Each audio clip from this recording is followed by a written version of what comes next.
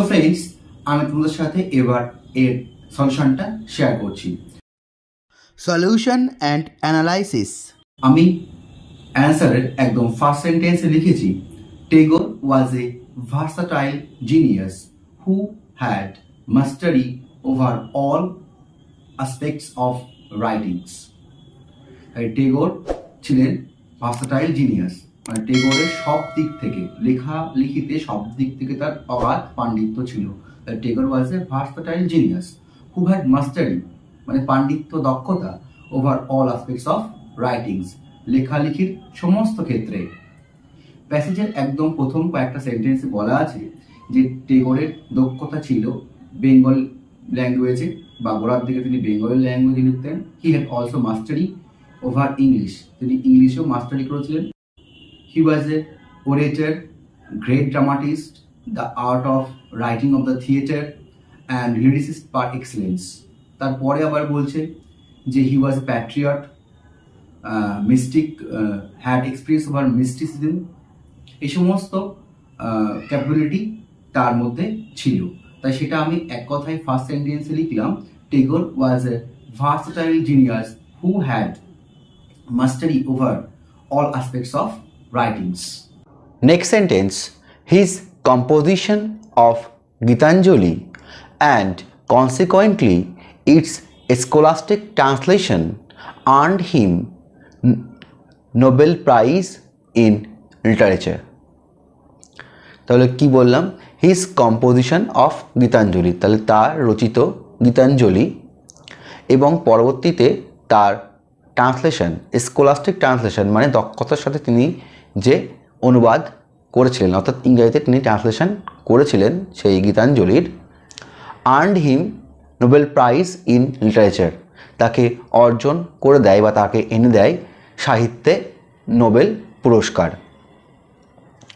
এই প্যাসেজের এটাই বলা আছে যে গীতাঞ্জলি একটা কালেকশন অফ পোয়েমস যেটা তাকে নোবেল প্রাইজ এনে দিয়েছিল, আর তার ট্রান্সলেশন বা রাইটিং যেটাই করতেন না কেন সেটা কিন্তু খুব মাস্টারের সাথে তিনি করতেন, অর্থাৎ তার মধ্যে দক্ষতা ছিল প্রচুর। So it is a scholastic, তাই আমি লিখলাম scholastic translation. Next sentence, this book clearly reveals not only the sacred songs belonging to the Indian Bhakti traditions but also his rapturous love and devotion, his mystical concept and his communication with God. তাহলে এই sentence আমি কি বললাম, যে এই বইটা পরিষ্কারভাবে দেখায় শুধুমাত্র যে পবিত্র স্যাক্রেড গানগুলি আছে যেগুলো ইন্ডিয়ান ভক্তি ট্র্যাডিশনের মধ্যে পড়ে, শুধু তাই নয়, এছাড়াও কি দেখায় না যে টেগোরের র্যাপচারাস লাভ, অর্থাৎ প্যাসেজে যেটা রয়েছে এক্সট্যাটিক লাভ, এখানে আমি লিখলাম rapturous love and devotion, his mystical concept, মানে অতীন্দ্রিয় চিন্তাভাবনা, মানে আমাদের যেগুলো সেন্সে, পাঁচটা সেন্সে আসে না, দ্যাটস কল্ড অতীন্দ্রিয়বাদী চিন্তাভাবনা, and his communication with god, এবং তার সাথে ঈশ্বরের চিন্তাভাবনার যে সংযোগ। তাই প্যাসেজে ঠিক তারপরে এটাই বলা আছে যে এই গীতাঞ্জলি শুধুমাত্র যে সংস দিয়ে ঘেরা তাই নয়, সেই সংগুলো বা সেই গানগুলো আমাদের ইন্ডিয়ান ভক্তি ট্র্যাডিশন বা ভক্তি রীতির অন্তর্ভুক্ত এবং তা পরিষ্কার করে বলে। এছাড়াও কিছু এক্সাম্পল দেওয়া আছে যে বেদান্তিক কনসেপ্ট বা অন্যান্য যে সমস্ত গানগুলো ইন্ডিয়ান ট্র্যাডিশনে ছিল তাদের সাথেও এগুলো চলে। বেশ কিছু নাম দেওয়া, যেমন পুরন্দর দাস, মীরা, অন্ডাল, মানিকা ভাকাচার, এরকম বেশ কিছু নাম দেওয়া আছে যাদের সাথে এই সংগুলো বা গানগুলো খাপ খায় বা লিরিক্সগুলো খাপ খায়।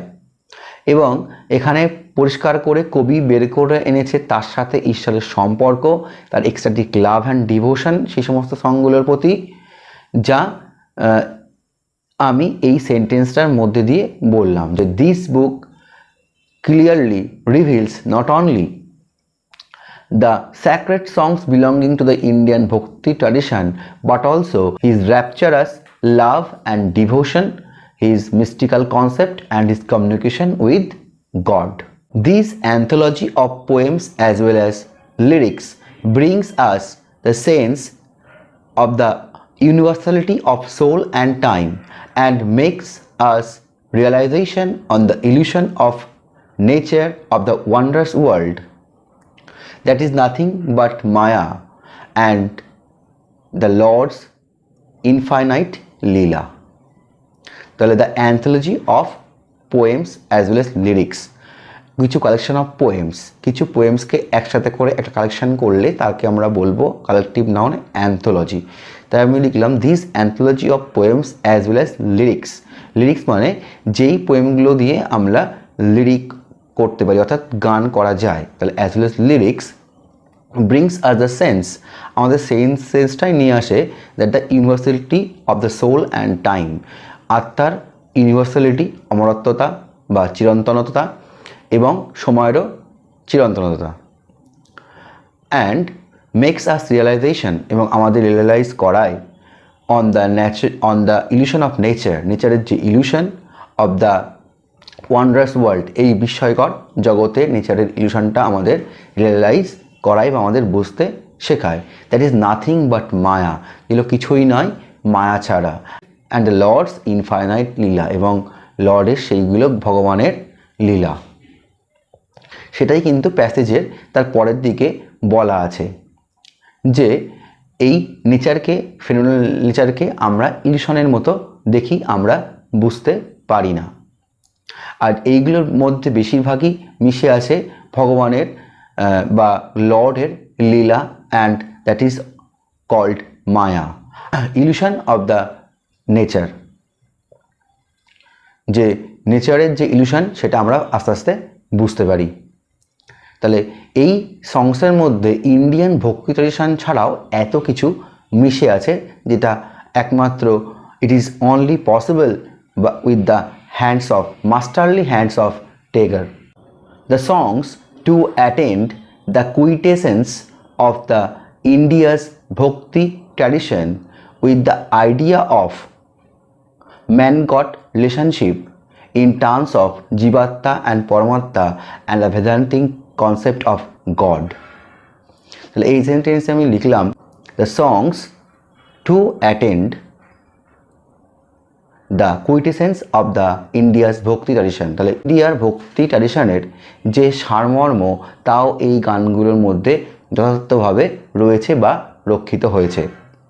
কীভাবে না মানুষ এবং ভগবানের সম্পর্কেও প্রতিষ্ঠিত হয়েছে কার সংস্পর্শে এসে, জীবাত্মা এবং পরমাত্মা আর বেদান্তিক কনসেপ্ট অফ গড, বেদান্তে গডের যে কনসেপ্ট দেওয়া আছে সেই কনসেপ্টের মাধ্যমে। এবং প্যাসেজে কিন্তু তাই বলা আছে যে most of the ideas and thoughts carry with them that is enshrined in the songs, বহন করে নিয়ে এসছে কি, যেগুলো ওর মধ্যে রক্ষিত ছিল সেগুলো বহন করে নিয়ে এসছে the essence of India's bhakti tradition, ভারতের ভক্তিগীতির যে সারমর্ম তাই কিন্তু সেখানে রক্ষিত হয়েছে, তাই বলা হয়েছে প্যাসেজে।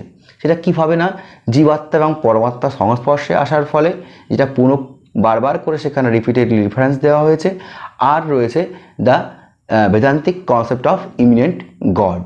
আমি তাই লিখলাম ইন টার্মস অফ জীবাত্মা অ্যান্ড পরমাত্মা and the বেদান্তিক concept of god. Next sentence, besides it helps us to observe God through self-realization as human soul is a temple of God. পাশাপাশি এটা আমাদের সাহায্য করে ঈশ্বরকে বুঝতে, আমাদের নিজেদের বোঝার মধ্যে দিয়ে ঈশ্বরকে বুঝতে, যেহেতু human soul is the temple of God, মানুষের সোল, মানুষের আত্মা হচ্ছে ভগবানের মন্দির। এটাও কিন্তু প্যাসেজে বলা আছে যে human body is the temple of the soul and human soul is the temple of the god.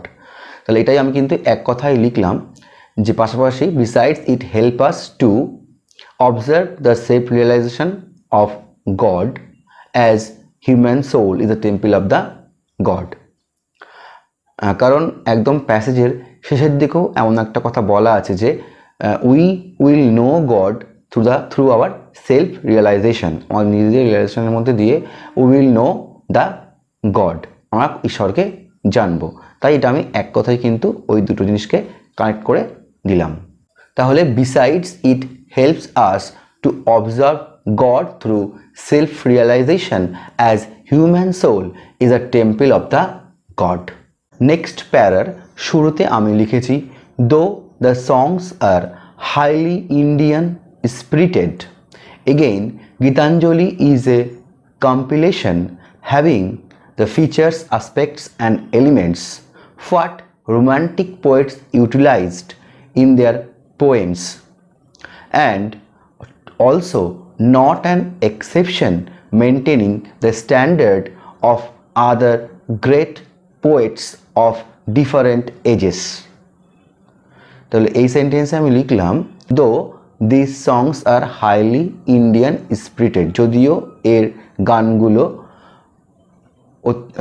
ইন্ডিয়ার স্পিরিটে তৈরি। এগেইন আবারও Gitanjali is the compilation, Gitanjali এমনভাবে তৈরি বা এমনভাবে লেখা বা কম্পাইল করা হয়েছে having the features, aspect and elements, এর মধ্যে যে সমস্ত কোয়ালিটি বা ফিচার্স বা এলিমেন্টসগুলো আছে what romantic poets utilized in their poems, যেগুলো রোম্যান্টিক পোয়েটরা তাদের কবিতায় ব্যবহার করেছিল। প্যাসেজে ঠিক এমন কথাই বলা আছে myth making quality of Shelley, mysticism of William Blake, nature poetry like Wordsworth. আর আমি কি লিখেছি and not an exception maintaining the standard of other great poet of different edges.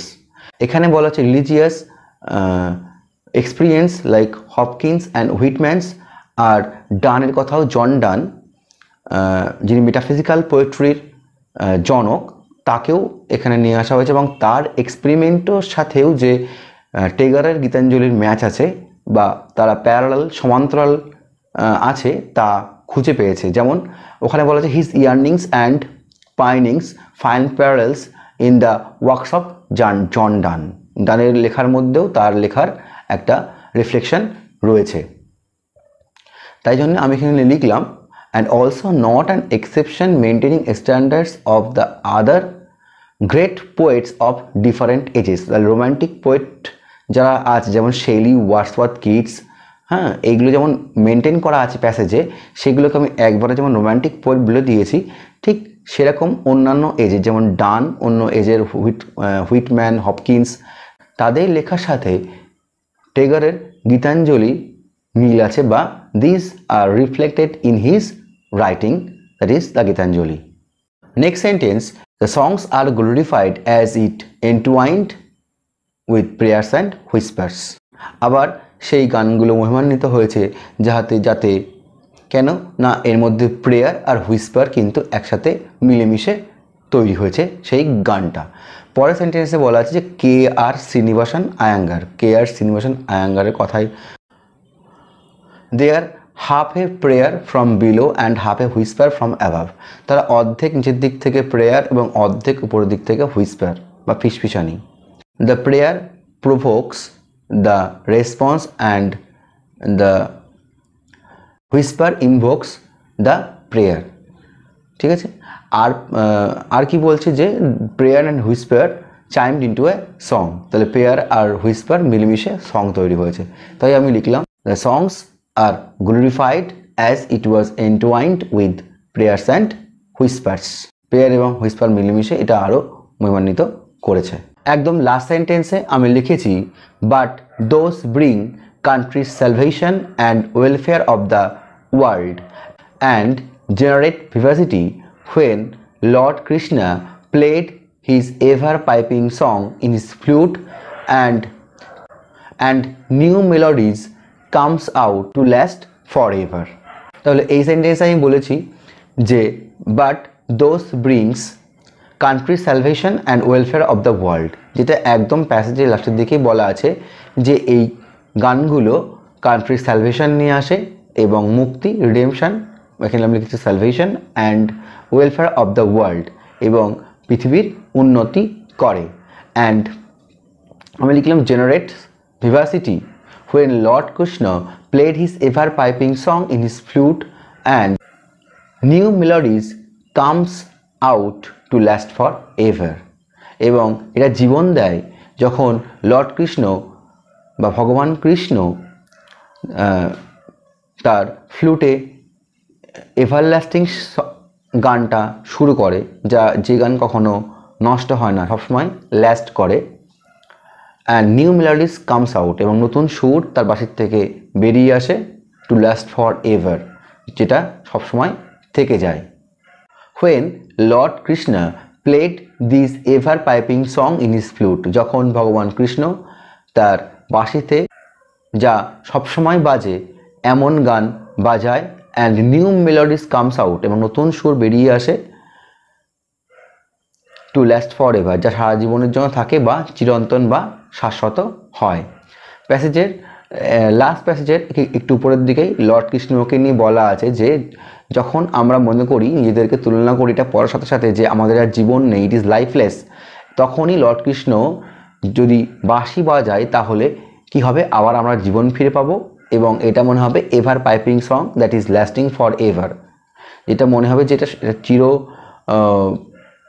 সবসময় এই গানটা বাজছে এবং কখনোই নষ্ট হবে না এবং সবসময় বাজবে, এবং যেগুলো ভেলস ডেলস মানে উপত্যকা পাহাড় থেকে ভেদ করে চলে আসছে কিসের মাধ্যমে না, কৃষ্ণের বাঁশির মাধ্যমে। তাই আমি এখানে লিখলাম when Lord Krishna played his ever piping song in his flute and new melodies comes out to last forever, এবং নতুন সুর বেরিয়ে আসে যা সারা জীবন থাকে বা চিরশাশ্বত হয়। সো ফ্রেন্ডস, এই হচ্ছে প্রেসির কমপ্লিট সলিউশন।